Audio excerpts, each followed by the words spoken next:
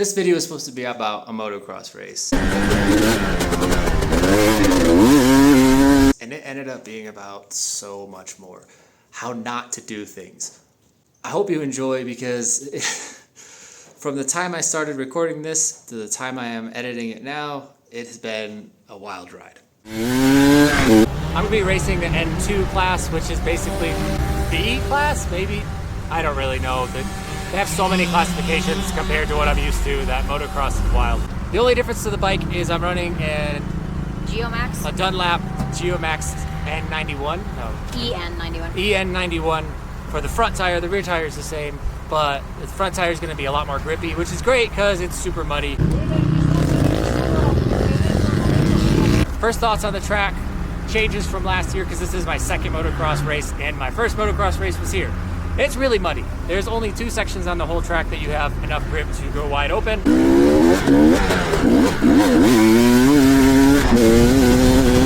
Anywhere else you try to go wide open, you're going to low side and crash.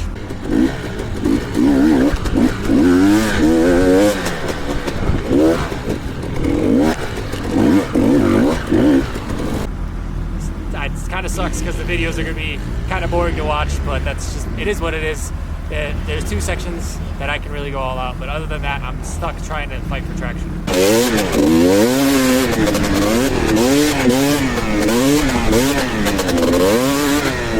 Another thing that they did was they changed, after turn 3, I believe it would be turn 3, they changed a single into a double, which would have been really cool, but it's so muddy in front of it that we don't have the speed to make it a double, so we're basically rolling everything.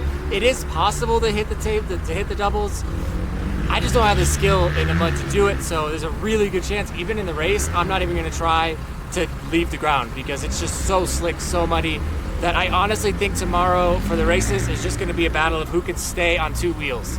I don't think it's going to be a battle of track lap times, it's just going to be staying up. Yeah, I think this is easily the muddiest race I'll ever do, or have ever done it. Because we are expecting rain tonight, it's not like we're done right now.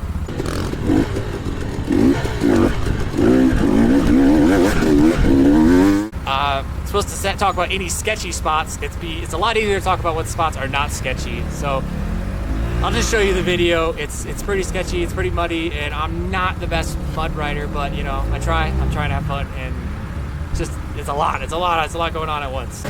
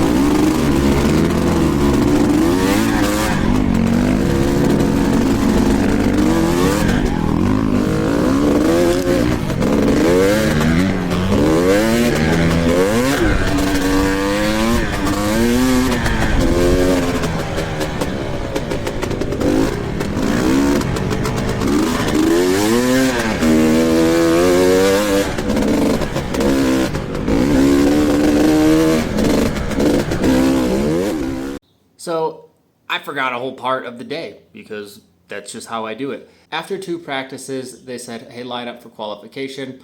It's kind of weird considering it doesn't really matter and they don't actually time your qualification. And the next day at the race, you just get to pick your grid spot anyways. Confusing, but still I decided, you know what? I'm here, might as well line up for qualification. And this is what happened.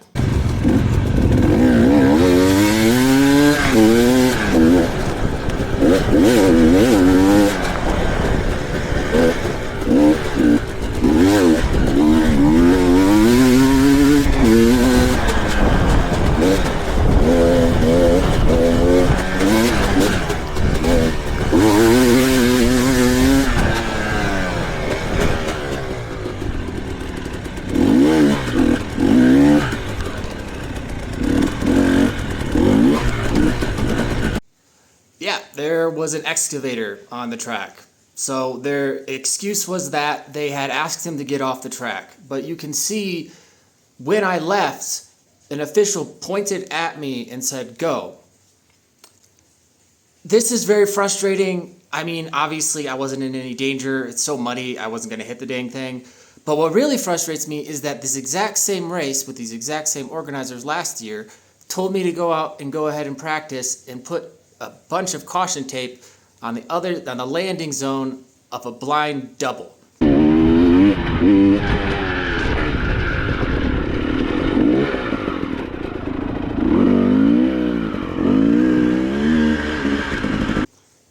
So that's 2 for 2 telling me to go and putting something in the track. Not very happy about that.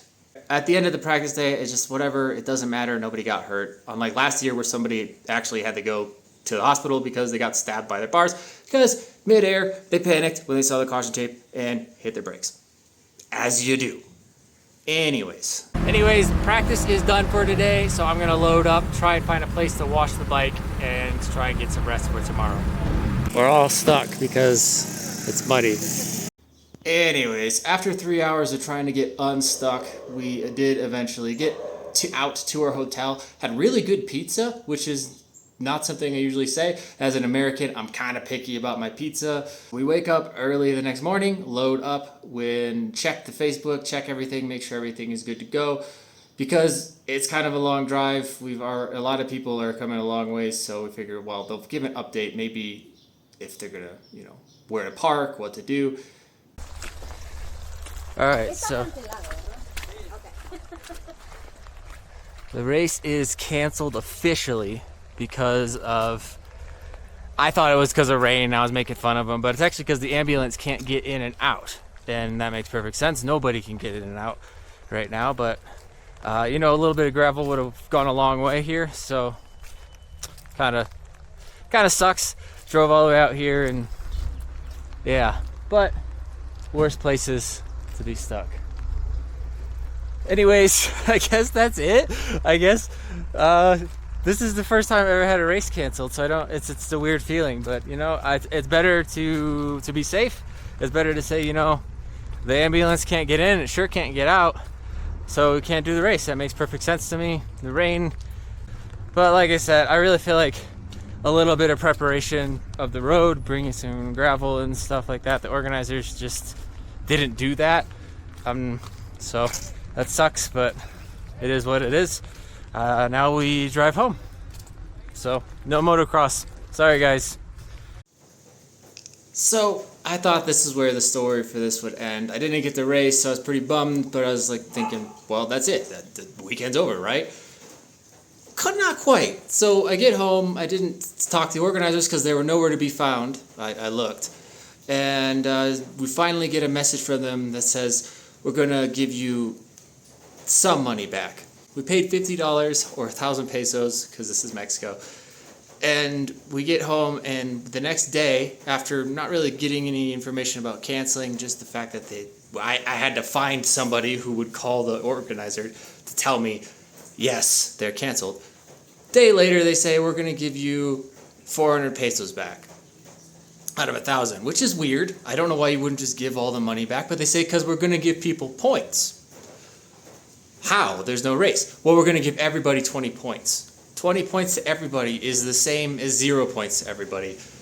They're literally giving people all the same points so that they don't have to give people money back. The worst thing is, I talked to another person and he's only getting 200 pesos back. So I'm kind of confused about how all of this lack of refund is going.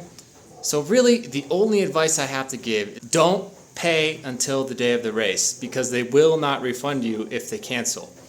Now, you're probably thinking, well, they canceled for safety reasons, that's fine. What frustrates me is, last year, I had to push that ambulance out of the mud.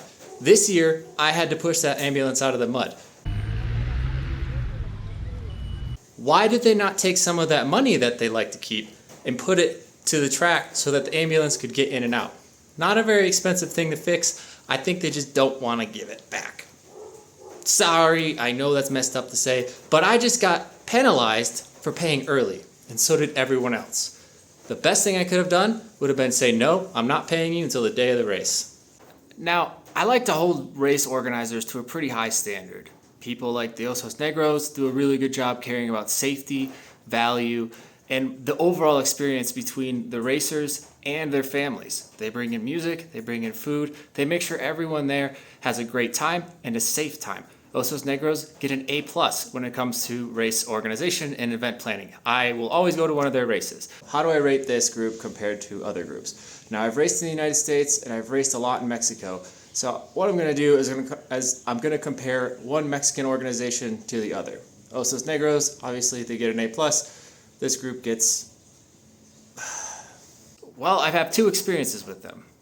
And both of those experiences have involved being told to go for a hot lap with something in the track without even warning me. And both of those experiences have involved pushing an ambulance out of the mud, which is pretty scary considering if somebody needed that ambulance. So I guess I give them a D because one of their races did actually go on, but while I did that race, there was stuff in the track. The ambulance got stuck.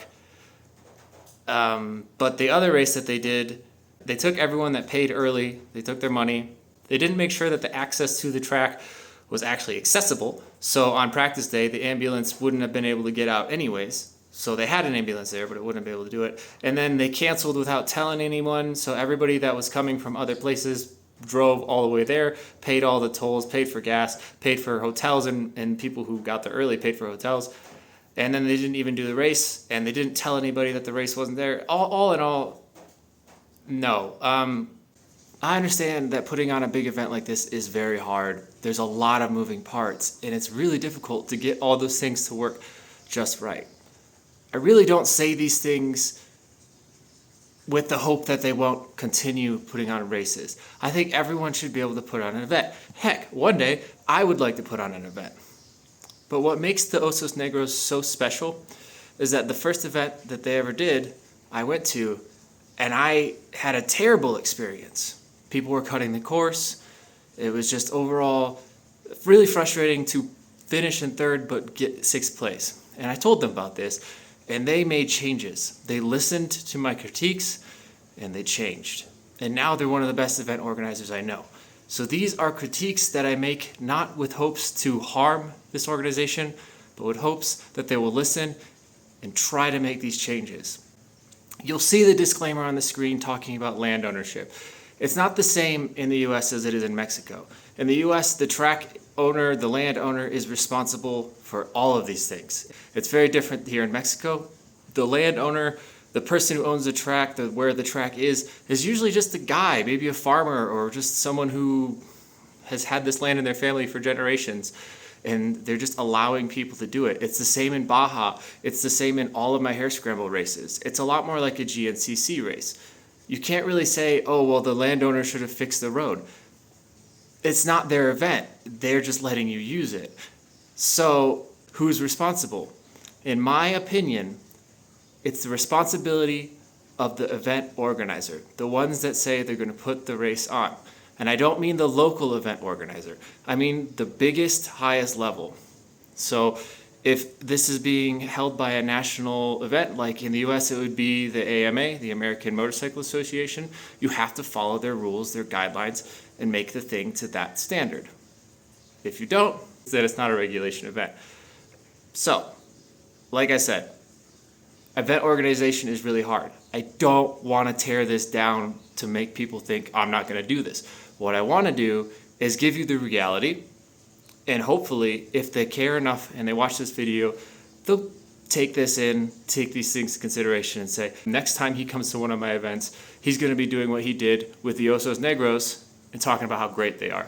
Because guys, remember, the first video I ever made about Osos Negros, I talked mad crap about them, just bagged on them.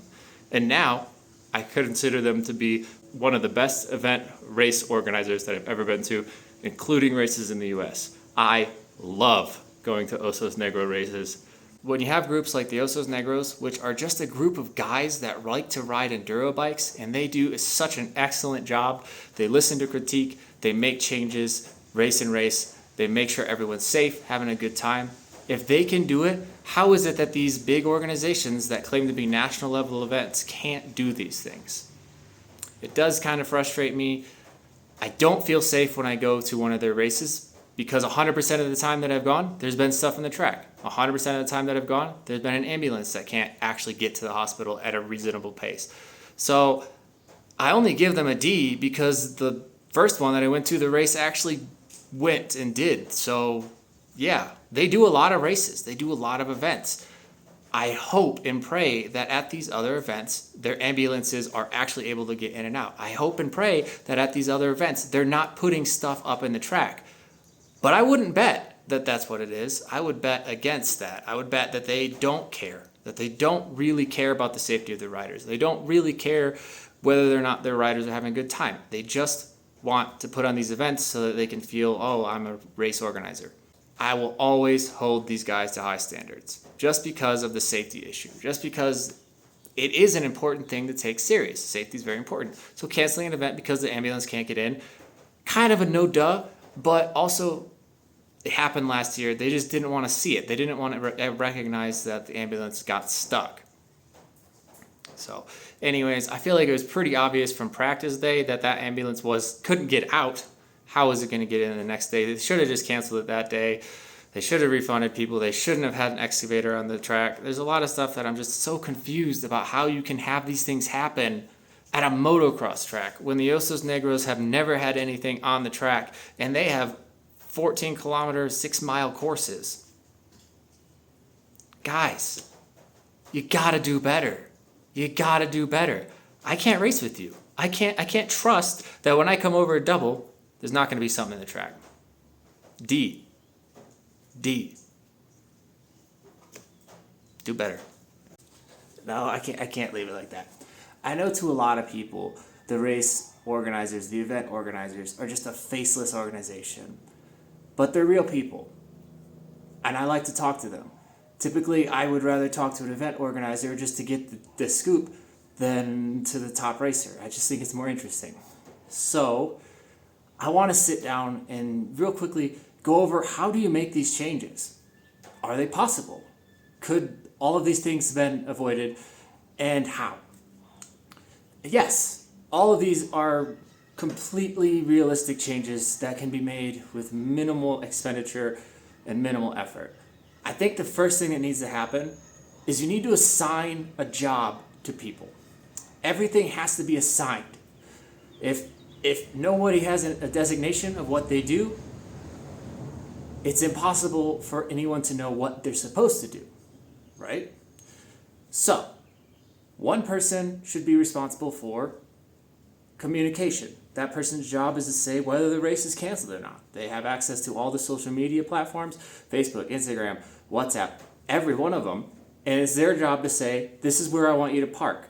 This is where I want you to pay. They're the face. Do you want this person to be the one that everyone knows and loves? It has time. Don't make it a participant. Don't make it a racer. Don't make it somebody who's operating machinery. This is what they do. They communicate with people. That's it. It's a very important job, because if you have an event that gets canceled and nobody knows about it and they drive 4 hours to get there, they're going to be really frustrated. And it's completely understandable, because that costs a lot of money. They took time out of their day. They may have had hotels. You have to have somebody designated specifically to communication. The issue of accessibility. You need to think, is this a place that people can get in and out of? Is it on a main road? Is it on back roads? If it's on a main road and you can just drive right up, it's not really that big of a deal. But if it's in a rural area where a lot of these races are, you have to think most people are going to be coming with big race vans that are usually just 2-wheel drive max. Usually they have an open differential in the one wheel, and they can't get through stuff. How can you fix that? You're going to have to consider beforehand, like months beforehand, do I need to bring gravel in? Especially if you're coming into rainy season. It's a very predictable thing. We know when rainy season starts and stops. So if it's going to be rainy season and we get rain in that area often, there's going to be mud every year, no matter what. It's Mexican tradition. It's always going to be mud. So we need to think about that, and you need to say, okay, I need to bring in trucks of gravel. At the low spots, there's going to be mud here. There's going to be mud here. Fence off where people should and should not park because you know there's going to be mud in this area. That's someone's job. One person is responsible for making sure all of that happens smoothly. The best way you can know where the mud is going to be, whether they're going to be able to get up and down that road, is to talk to the person who lives there. Talk to the locals. They're going to say, oh yeah, people get stuck in this spot all the time. Every rainy season, people get stuck here. Okay, so now you can take that gravel and put it there. You don't have to do the whole road. You just need to do the areas that are bad. And you need to fence off areas that you should and should not park. Because we know if we're bringing motorcycles, we're going to also bring cars. Because we're bringing our families, we're going to set up tents in the pits. We all know this. But we don't know, as racers, where we should and should not go. As far as things being in the track, this is never okay. If there is something in the track, do not allow people on. Now, I think there was a miscommunication at this race. I don't know how that happened. I don't think you guys have radios. Every single person needs to have a radio. You should never have a person telling people to go before he gets the yes, all clear from someone on the radio.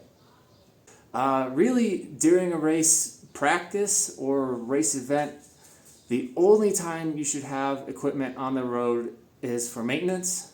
And you should 100% of the time have somebody there saying, do not go.